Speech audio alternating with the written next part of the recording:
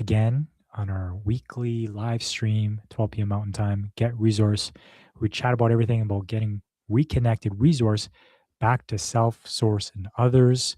Welcome, everybody. If you're tuning in, you can tune in, of course, on YouTube as well as on Facebook and our Facebook group. We invite you to join the conversation. You can always chat with us, and we love to make it engaging. We love to pull you in, and yeah, it really brings life to the conversation, doesn't it? It does. Yep, absolutely. Yeah. So we are live, We are. and we always like to open up with what's alive in you, Summer. What's alive in me? That my computer's dinging and I don't want it to. I hate all of these dings. So I'm gonna put a focus on. Um, what's alive in me is a sense of release from the weekend. Yeah, feeling invigorated and effervescent and loving the meaningful work that I'm in. I just really feel complete, a sense of meaning and contribution in the world, and it just feels fulfilling. That's what's coming up for me right now. And Dre, what's alive in you Yeah. today? Warrior energy of just getting Mm. shit done, focus, discipline, ready to go, and a sense of confidence within being recognized and seen. Um, yeah, just the reps are being shown by others outside of me, and they're able to witness the shift and reflect that back to me. Even like last night, we were teaching Naomi, who we all know, like while you were in the breakout room, she's like, "There's a certain glow when you teach, Trey. It's not about the lighting. I mean, the light's bright, but when you're speaking, there's seems to be this light coming out of you from within, Yeah. and I can feel it in me. And when someone puts words to it, it just connects, it lands. Hmm. So yeah, Yeah, I even see that you've really stepped into um, your confidence, your self-worth, and it wavered a bit several months ago, and it's just like you've just stepped into the slipstream. Yeah. yeah, hmm Mhm. beautiful. Yeah. So here we are. The topic we want to chat about, comes from our classes as we teach it, and we unpack even more things. Is this idea of story, right? And comes story is a judgment. And I love this quote that you shared with Jay Krishnamurti. Please grace us with it. Oh, you're talking about the greatest form of intelligence is an observation without a judgment. Mhm. Hmm. Hmm. How do we observe something without a judgment? And even the greatest scientists talk about that, right? How do you create an observation in the scientific method so that your perception doesn't influence the outcome? Right. And I Mhm. love how you said the observation with a judgment is a story. It is. It is. Yeah. Mhm. And hey, I'm not down on story. I'm not down on judgment. I used to come from that orientation of judging my own judge. There's something bad with judgment, right? I have come to discover that judgments are in me. I'm a judgmental human being. I judge every day, right? And it's this discernment of knowing when to get the intelligence and the wisdom out of that judgment and story. There's data there. There's information there There versus is. Yep. ruminating, getting stuck in the story, in the judgment, right? Because judgment is an ancient intelligence that helps me survive. I had to judge and fill in the blanks. I'm a meaning making machine. It's part of my being. To shut it out, kill it off, is not going to serve me.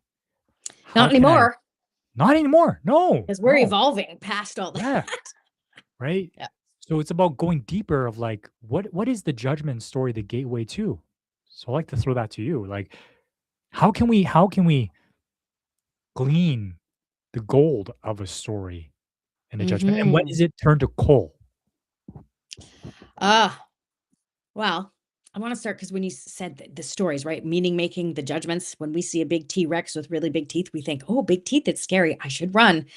Um, and as we evolve, sometimes our defense mechanisms, oh, my dad, he's big, he's whatever, he's mad. He looks like a T Rex. I'm going to run. So we have these automatic response mechanisms that we can start interrupting. And when you talk about stories, and we hear other people talk about stories, and they go on and on and on about the people they don't like, or what we might call gossip, and they're continually going on and on. It's draining, not only for the person listening, for the person who's actually talking about it, because they're looping themselves like that broken record over and over and over and over again. And people are like, why do I keep ending up in the same relationship? Why does this keep happening to me? Why do I keep having the same argument with the same person over and over again? Why are my perceptions of reality stuck? And people talk about trauma. We call it an energetic stamp instead. Something has been overwhelming to our nervous system. We've either had too much bombardment from a helicopter parent or other people, or not enough. And this creates stories in our minds. Oh, the world's not safe. People are too overwhelming. Or, I don't get enough. I'm not lovable. So there's all these type of stories. Hello, Abigail. And once the stories are locked in, people talk about this. Greg Braden has a book about the spontaneous healing of belief. How do we actually gain insight through the triggers in our lives that guide us as mirrors back to what we call energetic stamps, trauma? It's not as hard as we've been taught to believe. And it's often not as scary. Even if we have a little bit of personal development, a little bit of an idea of holding self accountability, we can get to the insight that allows us to be more aligned and contribute in the world that makes us flourish without the stories that we have and that we've taken with us. And the best way of doing that is interacting with people who can say, hey, I've got a story going on in my mind right now that you're judging me and thinking that I'm rambling on and on. So talking the things that we have been taught not to say out loud in front of others, gaining the confidence and the courage to be able to do so, so we know how human beings actually work, how we operate, instead of all the stories we've been told about how we operate. Mhm. What do Naming you it. take from that? Well, the visibility going back to the story and yeah, hey everybody joining in on YouTube there. Thanks for chiming Yeah. in. Talking about stories. We're talking about stories and judgments and when they can turn into gold and when they can turn into coal, right? That was the question I asked Summer. And when I look at the story, like if I'm ruminating and if I'm repeating over and over again, what am I really after? Well, I want to be validated. I want to be heard. There's a deep need there that I don't have clarity on. Perhaps I'm talking about someone or a situation and talking over and over again. I'm actually searching for clarity. I, Understanding. Yeah. but I don't know how to get that clarity. I'm stuck, right? It's like reading the label from inside the jar, right? And you know what's not supportive is when I'm with someone that's commiserating with me, agreeing with my story. Like I get just further entrenched in it. I don't get any growth from it, right? So how can I get in a place where I can spit myself out? Is as if I'm with someone that's able to reflect back what I'm feeling and what I'm needing, the true core essence of that. When it lands, I get released from that story because I get clarity of Mhm. why I'm talking this way. Why am I repeating myself? And I have this example where I was hanging out with a friend, coffee shop, we're catching up, and he's just talking, right? And he's talking and he's talking. And my people pleaser self didn't want to be rude to interrupt him because I was losing myself listening to him. I was tuning out. You ever been in that situation where my judgment was this person kept going on and on and what I saw was repeating himself in different ways. So I had the courage to stop him and just repeat back, "Is this what you mean?" And he just had this wave of relaxation fall over his body. He's like, "Yeah." And later he told me, "Thank you for doing that because I was just talking because I wasn't sure you were getting where I'm coming from. This person just wanted to be heard in their experience. And when we can do that, when we can reflect back what they're really saying, it can provide such a relief, Yeah, right? for them and you. Yeah. And so Yeah. that's the art of interruption of bringing life back into the conversation when done skillfully. Yeah, we're used to, unfortunately, in our world going, "Oh, this guy just talks so much, man. I'm never gonna have lunch with him again. He never lets me have a word in edgewise." We create all these judgments, based on our very human reactions. Sometimes we talk too much, sometimes we don't talk a lot. What helps everybody become a part of a conversation to be able to share what's really going on in them? This is how we learn to engage with people, to have real relationships with people, as we check in with people, as we interrupt stories and millennia of what we've been taught to be true in our education system. And how do we know what's actually true for us? As kids, we're brought up in the school system going, "Oh, wow, I'm so excited to learn." Where do we get that beaten out of us, where we are just doing what we're told, repeating stories versus, "Oh, I'm so interested in this other human being apart from me and why they're behaving. And how do I engage with them in an authentic way? How do I interrupt something that's draining?" Is acknowledging that it's draining, checking in with my body. "Oh, this doesn't feel good. I'm going to just check in with the other person, reflect back something that I'm noticing, and see what the response is." It becomes creative and fun rather than being stuck in these stories and judgments and regurgitations of the same thing. "Oh, wait a minute. I'm going to see if I do something different, if it changes the outcome of my experience." And the world becomes this playground, this living experiment. That's fun. It's way funner than just repeating the Yeah. same stuff over and over again, for sure. It's enlivening, right? When, I see that the story is something outside of myself that I'm projecting, Mhm. that I'm thinking about. And the invitation is for me to go within my inner universe, my inner reality, to name the sensations. What is my truth? My truth lives in my body, right? And the invitation is using my body as my own coach to check in. And the Exactly. feelings and needs are just words that allow my mind to interpret what's happening in my inner reality.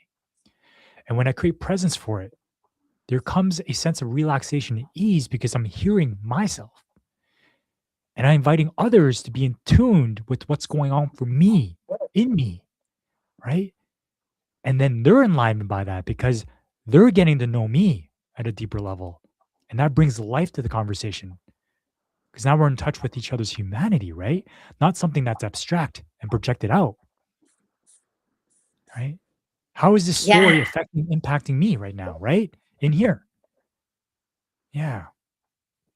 Well, and that's how we've been tricked. We always think something outside of us is more relevant than what's going on inside of us. Feelings are irrelevant. But I go so far to say, and I often say this, that feelings are actually facts. People treat emotions as these appendages that are useless, right? We see them as problems to diagnose when we have depression or anxiety and some kind of malfunction. But maybe they're information.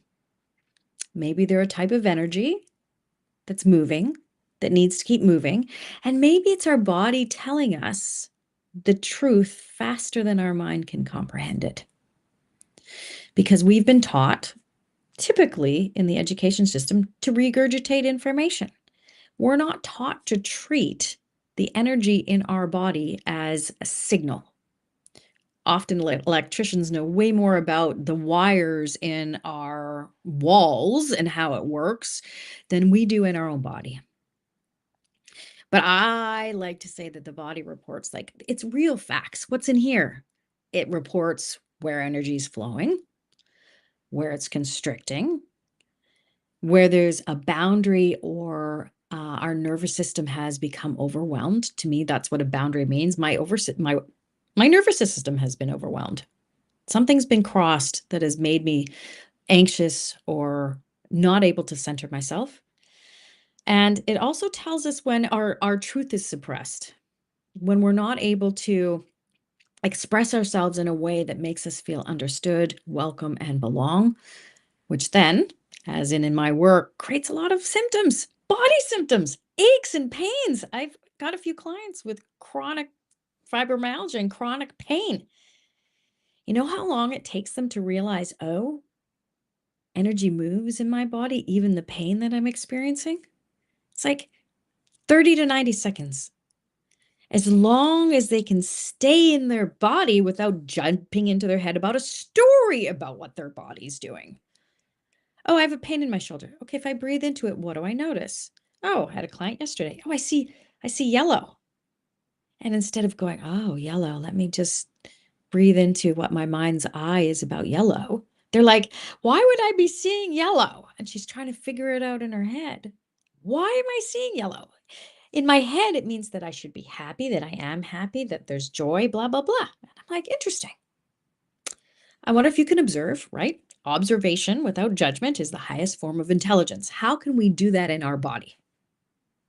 By noticing and observing the energy moving through it, which comes through body sensations, emotions, without the story and the judgment in our head. So I said to her, what if you're just able to breathe in the yellow without questioning it, without judging it? She was like, oh. And as she did, she's like, oh, I actually feel happiness. Her body's giving her the experience of health and well being just by tuning into it. It's so intelligent.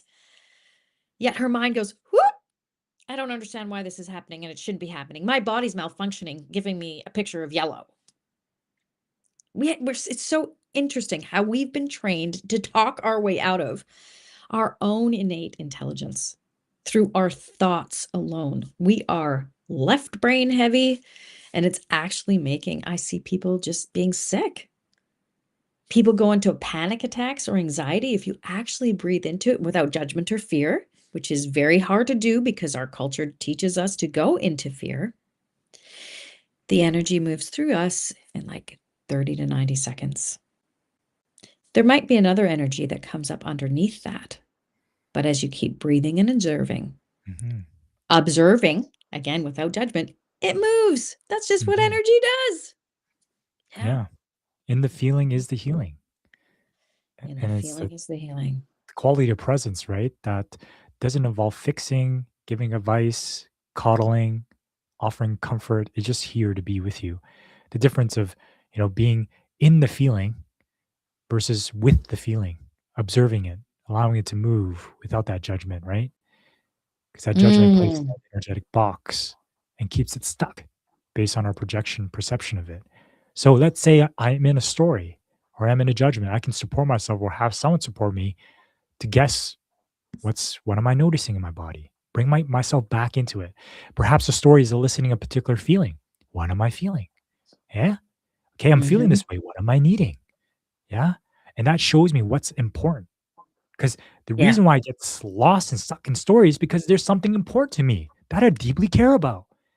And if I don't have clarity about that, I'm just going to keep ruminating over and over and over again because I don't have clarity on what it is underneath the essence of that story and judgment.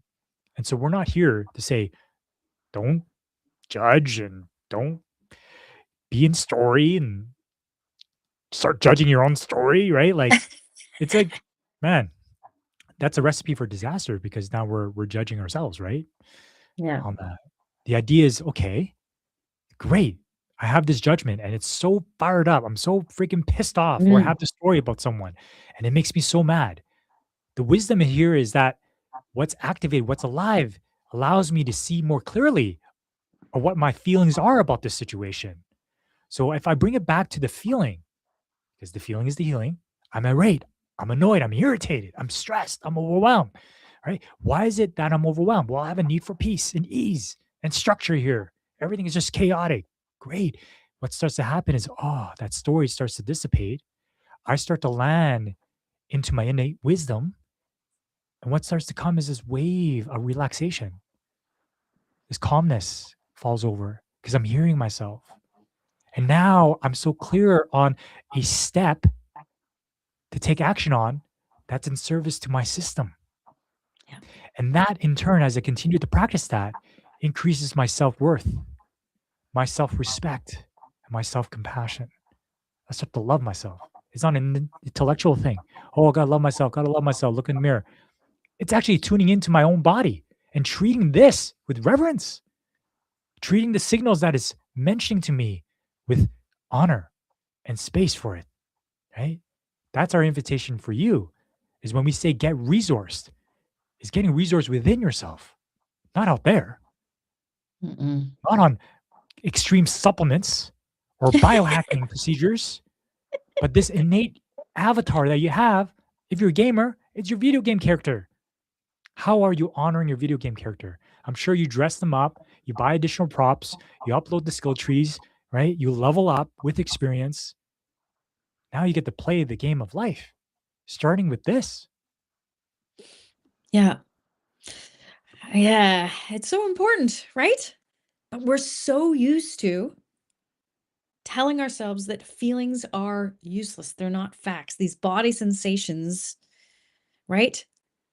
But feelings are facts. They're not psychological opinions because these opinions change every 10 decades. We have a new DSMR, um, Diagnostic and Statistical Manual, Yeah, DSM DSM. 5. Yes, it gets upgraded. They're different opinions based on our evolution. Our feelings are not character flaws, they're not diagnosis, but they're energetic facts, the body's original compass for relational truth, for what's going on in us. And each of us is a little different. How do we tune into what's true? Hey, my heart is beating fast right now. Oh, I'm feeling a little overwhelmed. Could we slow down and stop the car so I could take a break? Versus going into a full out panic attack. How do we start to honor each other in this way? By asking people what their internal reality is and people being courageous enough to speak it and the person receiving it not being offended that it's about them. But being clear, this is what's going on in my body. I'm not making a judgment or assumption that this is you making my body feel this way. And this is tricky because we've been taught to project information and to believe someone else or something out there is making us feel this way. And I heard a really actually kind of tragic story this morning. A young friend that I have was explaining her workplace and how her boss and her husband, her daughter was in the shower, and her dad had come to pick her up and take her to work, but he came early. And he was panicked about going back to work. He had a very regimented workplace, very structured. And she said, "Well, I need to like finish. I have to dry off and get my makeup on to go to this event." Her dad ended up having a heart attack. And this is a difficult story to hear, but it is a story. Both the dad and the mother blamed their daughter for the heart attack that their father had. And it's gone on for years. It's so tragic. And the blame sits there and I guess since then she's become an addict. She's been rejected. So there's a lot of stories going on there. How does someone have a heart attack and blame someone else for having that? And there's no responsibility for that. It's a very unusual story. But it's a case in point of we have things happen to us and then we can blame something outside of us for that happening rather than taking responsibility for, oh, I'm in a stressful position. I'm feeling stressed. What do I need to do about that for myself? It's an interesting transition to make. Yeah. One way to think about it is that like it's an opportunity to take my power back. Yeah. Because when I'm blaming outside circumstances, things outside of me, I'm not in control of my reality. What's outside of me is really in control of me. I'm enslaved by it. Yeah. There's So not a the lot of power in opportunity, that. yeah, Mhm. right? What's saddest to me about that whole story is that there's a separation. Someone's being blamed for something, and there's a family that's fractured. You know? We need to reload here. Yeah, wow.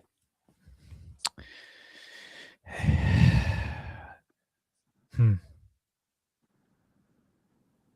So this is all about, like you said, getting resourced back to self, source, and others. Our true nature as a human being, our body's this beautiful conduit to truth and how we relate Yeah. without having to numb ourselves. Being able to tap into what we're noticing that's alive in the moment.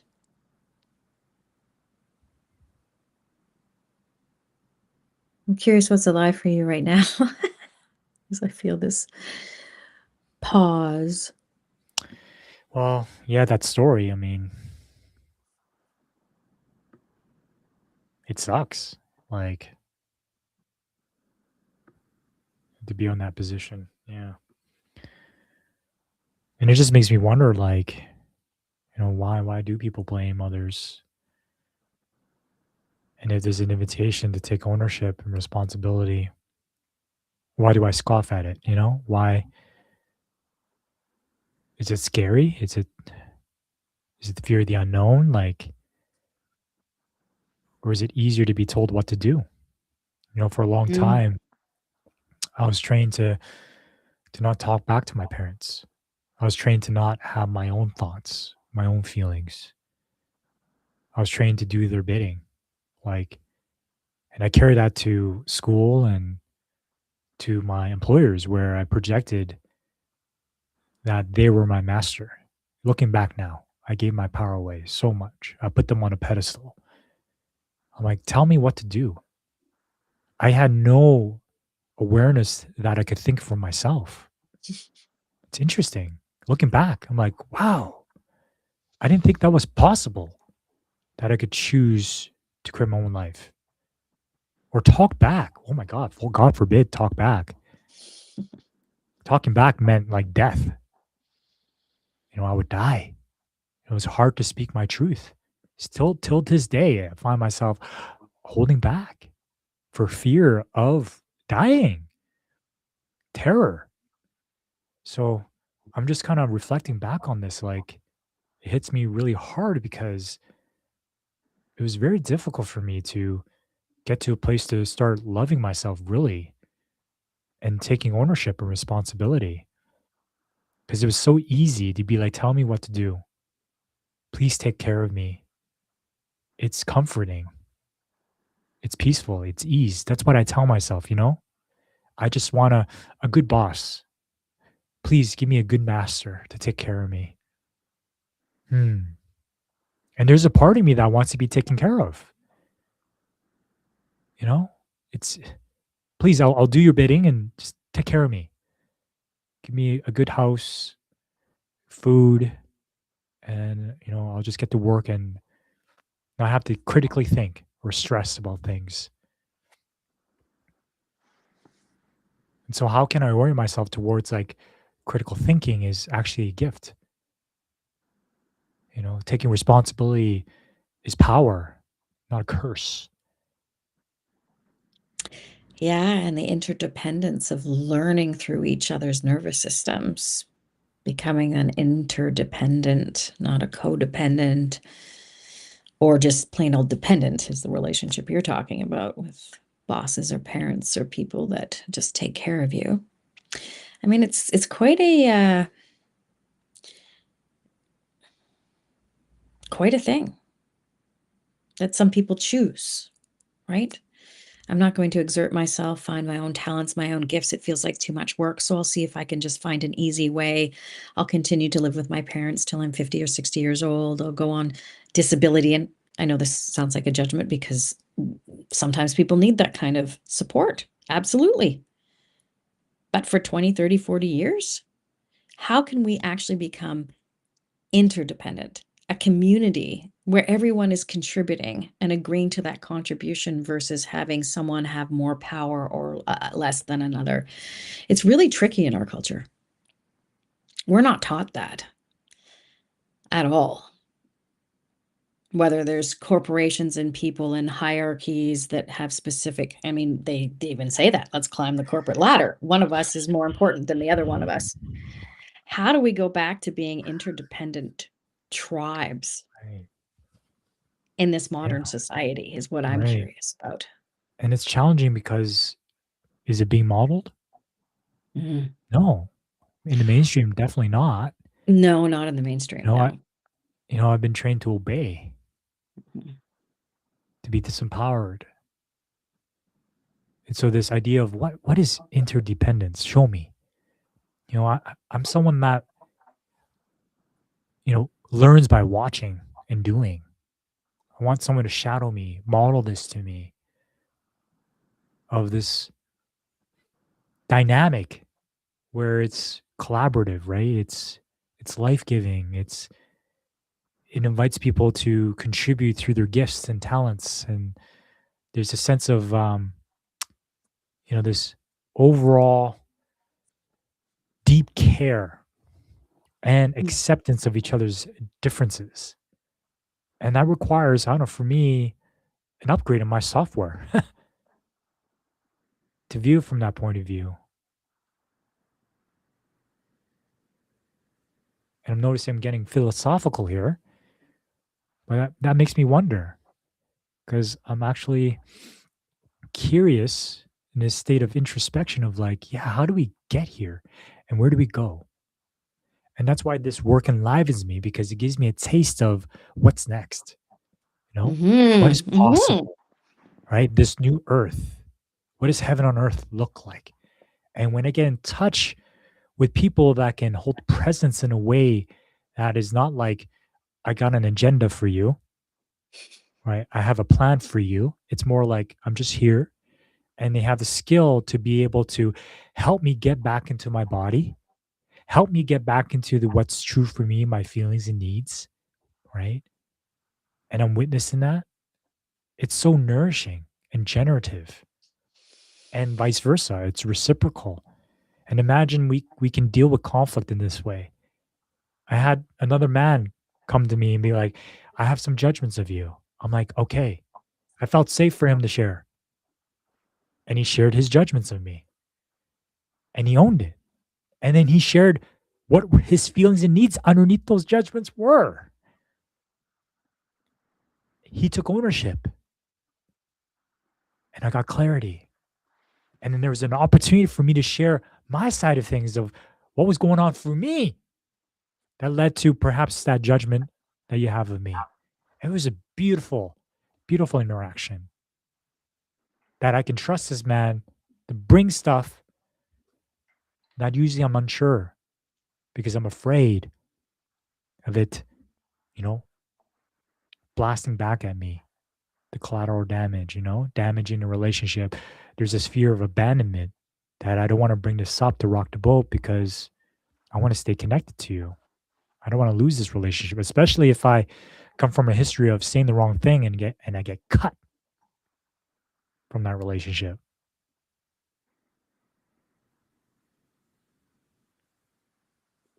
Yeah, it's a different paradigm. When we're used to being in homes or workplaces where we have to say certain things, where we're not meant to say certain things, when we're not to be emotional, when we're not to cry, all the things we're not supposed to be or do.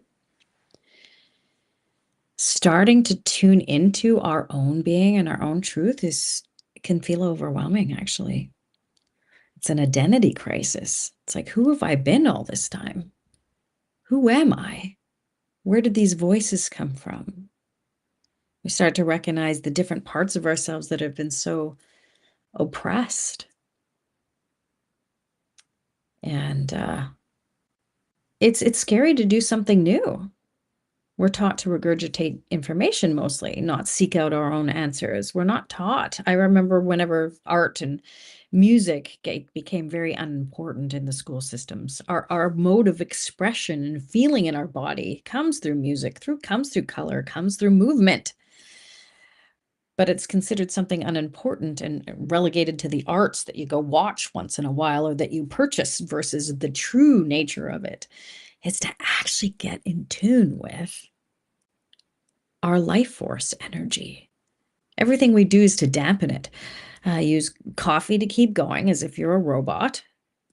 Use medications and things to numb yourself so you don't actually feel any of the signals that your body sends you, so that you can work a predetermined time frame determined by someone else, or work twice or three times as much as someone else. And so I'm so curious, and I know we have our own little community and outward community, and we're starting to really see. I noticed there was in Europe, I saw on Instagram, there's a groups of people 18 to 32 years old starting to educate themselves differently in relationship with each other, not interested in certifications or different types of education, but living, breathing education. Not when someone else has told us who I am or who you are, but how I can sit with you in this moment and learn who you are. Not about what you were in the past, not what about think you want you to be, but how I can actually co-create in the present moment. Creation. How do you create heaven on earth if you're not in the present moment, leaning into what's happening right now? It's impossible. And we're not taught to be okay just observing what is in this present moment and be okay with it. We always have to fix it. We have to apply some protocol or prescripted idea of what should happen. The unknown is scary for people. But right now, the unknown is almost inevitable. The world's being shaken up.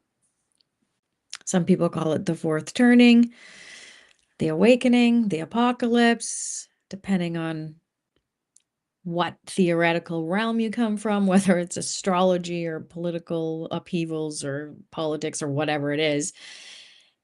Without any of those outside mechanisms, just what is it that I'm feeling right now?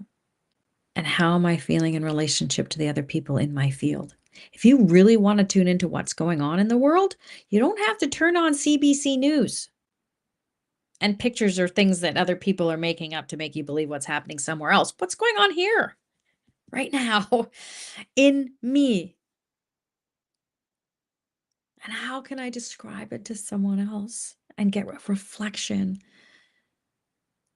We're not used to that. We're used to people judging us and making up stories about who we are, diagnosis, something wrong with us, giving a prescription, whatever it is. What if we can just be with what is? And people are starting to be able to do it and breathe this fresh air of, oh my God, I'm a human being and this is what it means. And it's safe to be around other human beings. In fact, it's nurturing. It's possible to dive past the trauma and let it release itself so we don't have to keep repeating those patterns. And the only way to do that is not by regurgitating stories of what we think happened to us. It's about being in the present moment with the energy in our nervous system that's showing up now. That's why Eckhart Tolle wrote that book, The Power of Now. It's so powerful.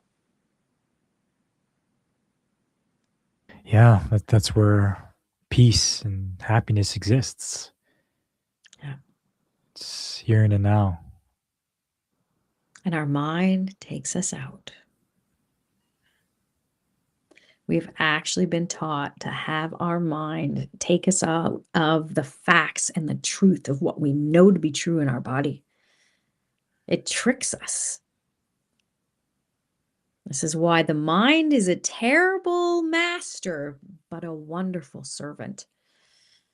There's that saying. And so, how do we have our mind be in service to what we know to be true, whatever you want to call it, your intuition, your higher self, your higher guidance, your divine intelligence, your knowing, the energy that operates in your body that keeps your heart going? There's an electromagnetic pulse. It's energy in the body. Our body doesn't keep living unless it's in there. How do we serve that? How do we serve our nervous system and live according to our nervous system, not what someone else tells us we need to be doing? That's how we become authentic, essential, living creatures that become part of our ecosystem on planet Earth again, rather than I would judge it to be some of us numb, checked out, zombies, slaves to a system. We can be free of it. Yeah. Good day, Nate. Welcome. Welcome to the Hello, Nate. conversation. And we love to hear from you as well. Like what we shared, anything landing for you, anything that resonates. Or if you have questions or your own thoughts, we welcome it all. Mhm. Yeah. Jody liked the feeling is the healing. Yeah. It is. It Yeah. is. Mhm. And there's a sense of like you said, nourishment or juiciness that comes from just being seen and for me. And when I see others for them, it's very life giving. It gives me energy to go out and do my thing. And it doesn't mean I, I go out there and try to create every relationship like this. I could just have a handful of these powerful, intimate connections to allow me to see myself through them. And it's fulfilling. It's very meaningful for me because I start to make sense of who I am. When I bring the focus back into my inner reality, there comes, like I said earlier, this self worth, self confidence, self compassion, and I walk differently. I, I, I act differently. There's a lot more kindness that comes out naturally when I create space for that, because it's a sense of respect. When I respect myself genuinely, like it naturally shows up in then how I treat other people. And yeah, Yeah. go out and build and create and do your thing. And doesn't matter what profession, there's some contribution to service. So how are we treating each other in this, right? What are we saying yes to that's in service to life? And what are we saying no to?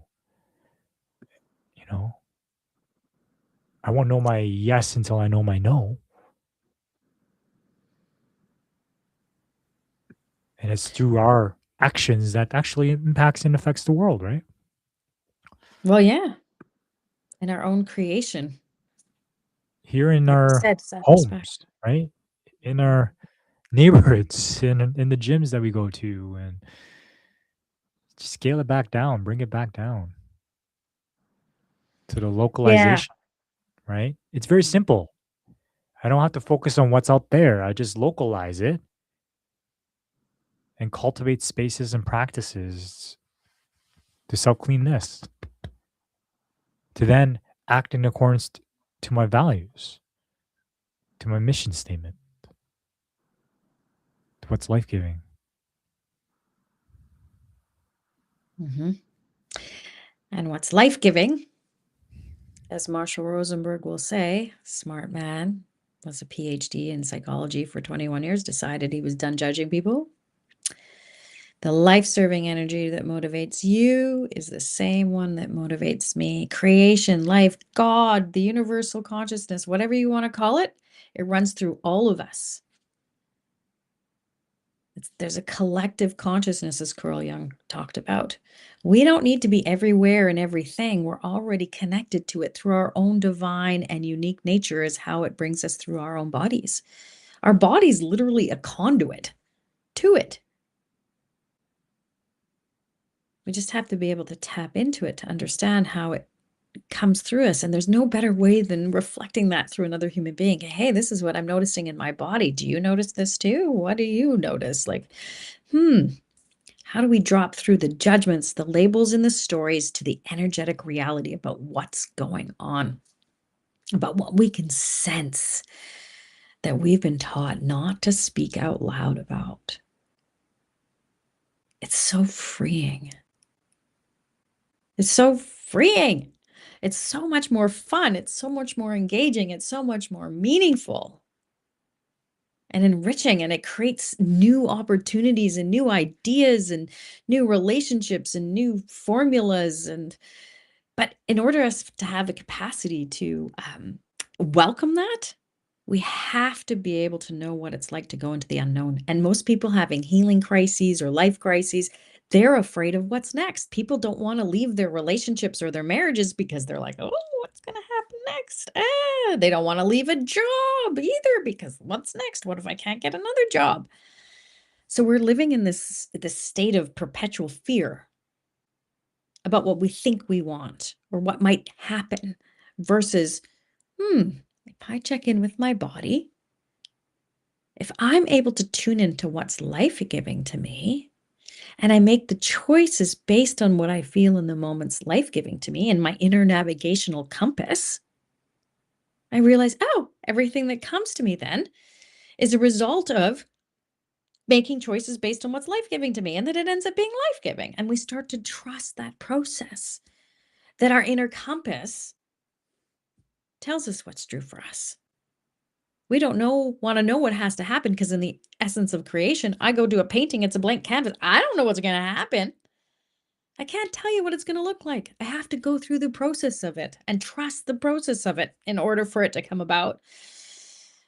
So it's about realigning to our inner center, our nervous system that says yes to life, not to the things that we're afraid of happening and making choices based on that. That's inevitable disaster. I remember one of our clients, um, she was in real estate and she was in this one office, and it was quite clearly very discomforting.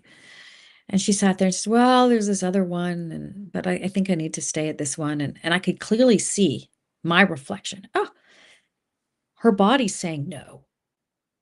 And as you get more in tune with your own body, you can see that. And I remember reflecting back to her, it's so interesting how you convince yourself out of what your body says absolutely no to. Why you should go to work, why you should do this, why you should do all of these things to be responsible or disciplined or whatever the stories are. But her body's going, oh, I'm done with this. I'm drained. I can't do this anymore. And as soon as I reflected that back to her, she was like, oh, yeah, that is true. And then she took the courage and the leap to enter a new firm and a new thing. And oh my God, it's 10,000% better. She's thriving. So there's these real stories where we can, like Dre said, if you don't know what your no is, you don't know what your yes is. You're just floundering around and letting life happen to you. But there's this conduit, this truth, this knowing in you as to what is life giving for you. No one else can tell you that. They might be able to reflect back something that's yes or no in you, but you yourself make the choices based on your nervous system and what's life giving to you. Your entire world changes. Your body isn't constricted anymore. Chronic pain leaves. You start attracting relationships that reflect back to you this life-serving energy and who you are that creates confidence and self-respect. It's exciting. It's new. Mhm. Mhm. Use your body as your personal coach. Yeah. Your coach is there. It's your body. Check in from time to time. Mhm. And we have the skills to teach you how to name those things, right? The vocabulary, feelings, the sensations, the needs. I didn't have that to begin with. But once I started to learn it, to practice it, I became skillful in mapping my inner reality. And with that inner reality comes genuine confidence, authentic power. Yeah. Unlock creativity. The words that come to mind is attunement, alignment, integrative. Mhm. Authentic. All the A's and an I. Yeah. Yeah. And once I tasted it, I'm like, I ain't going back. Mhm. I ain't going back to a cubicle job anymore. Yeah, I was in a cubicle. Yeah. and I went to a corner cubicle, and then I went to office. I climbed the ladder, baby. I lived that life. Oh, is cubicle, corner cubicle, Yeah, upgraded. office with a window Yeah, maybe? yeah, your office and then window, office with window, and then a bigger office that can be 2 offices in 1. Mhm. You know what I've been thinking about recently is, 100, 200 years ago, people didn't have offices, and people are going back to working out of their home. But what if, because there's so much overhead and all of that, right? No wonder why so many services and things are so expensive. They're almost unreachable in a way. Mm, I'm wondering about how you can have communities and having the people with the best resources in that community service each other in a way that um, benefits the whole without people feeling like, I mean, I'm kind of going on a tangent here because I'm aware of how high inflation is. People are having to cut back on certain things. And what if, you know, we got rid of all the overhead of things and people were just able to relate to each other, human to human, without all of the red tape, the different things. And some things like licenses and different things were, I would almost say, were there for safety purposes. But I almost see them as being detrimental now. They've gone too far to the extreme where now, if I want something health or life giving for me, a new way of doing things, and I ask for benefits to pay for it and they don't, then I'm really limiting myself about what the government or some other thing is telling me that's good for me or what I can take in versus, ah, if I'm empowered, if I know what's true for me, why can't I just choose it? And I know there are people now that are sometimes going back into bartering, into trading, into doing these types of things. And I'm so much more interested in human contact, like real human contact. And at first it can seem really scary.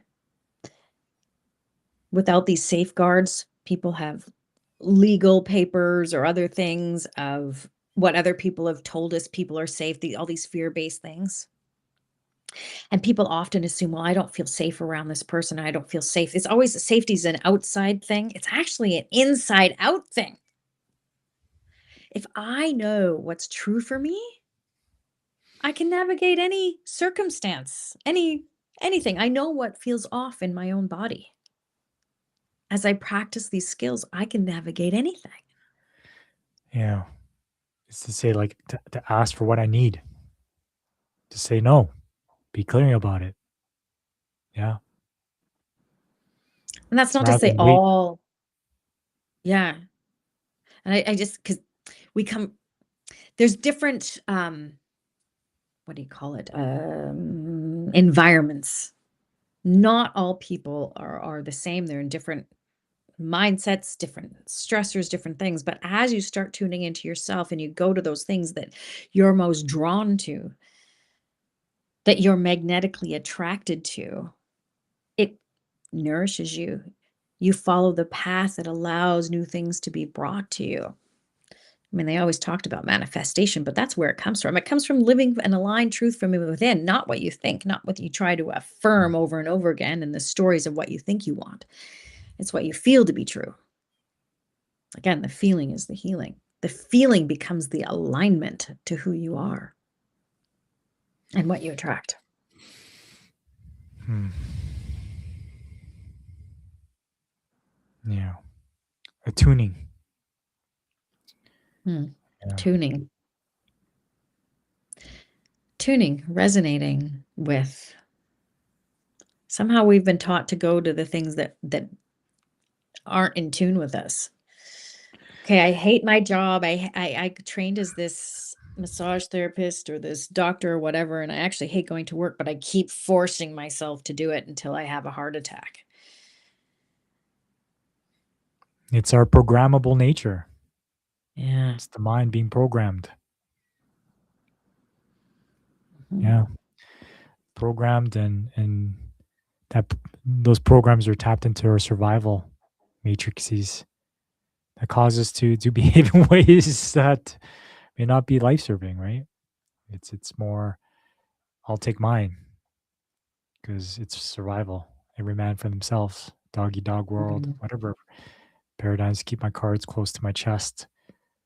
It's fear based. Yeah. Right. So how did you start deprogramming yourself, unlearning those things, right? Because people are going to go from one end to the other end, right? Well, some people need jobs. They need those things. How do we start to come into more life-serving arenas and Mm. places? How did you Yeah. start doing that? It doesn't happen overnight. It's just the process of doing the inner work. Mm. Yeah. Getting to know thyself. Get to know thyself. It starts there. Yeah.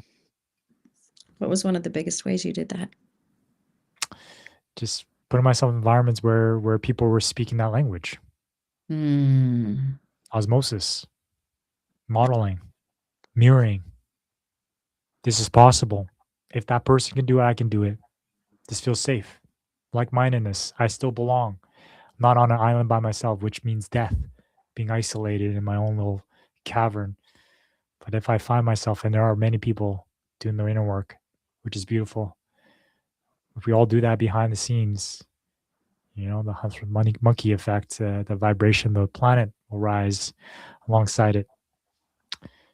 You know, how about you? I think I don't know. I think as your life unfolds, it presents you with opportunities. And so, I mean, going to India was one when I was 24 years old, getting a streptococcal blood infection. Like Mm, everything serves our own learning, how powerful we are. Um, we're greater than sickness or symptoms. That's for sure. It's just a sign that we're out of alignment with truth itself. Uh, it was a remembering for me. I just it's a remembering. I'm like, "Wait a minute, this doesn't." I think there's a lot of people that have this feeling that something is missing in their lives or there's something not quite off, but they can't figure it out because there's so many convoluted stories and things that we've been taught in our culture in different ways. mm, But somewhere deep within, we know it's in there. And so, like you said, having a joint nervous system, a collective nervous system of others where we resonate and elevate each other.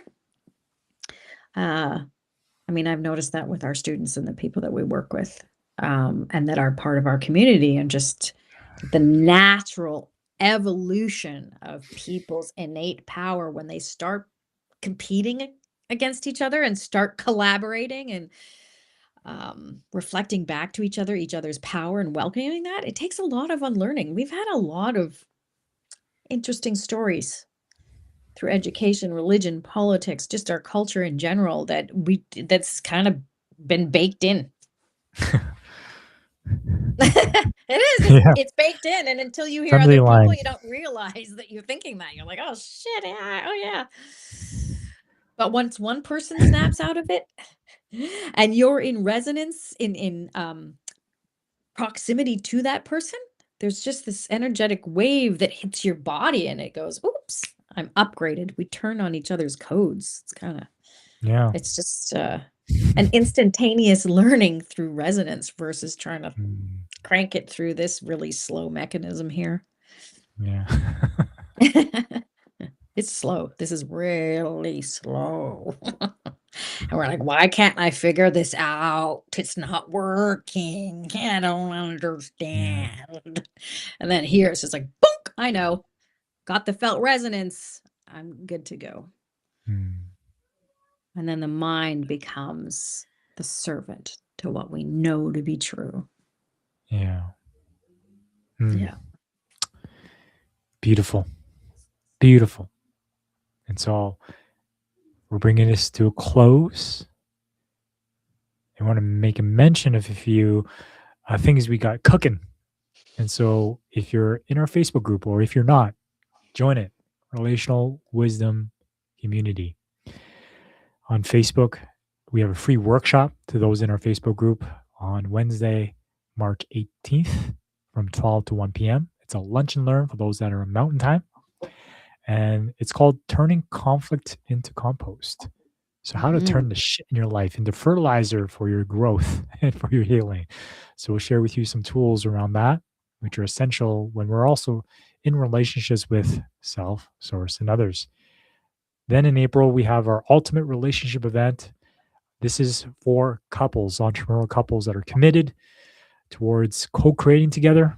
This is happening on Monday, April 20th, and Tuesday, April 21st. It's a virtual event, it's free, and we're supporting couples to be able to collaborate, co create together in harmonious ways, right?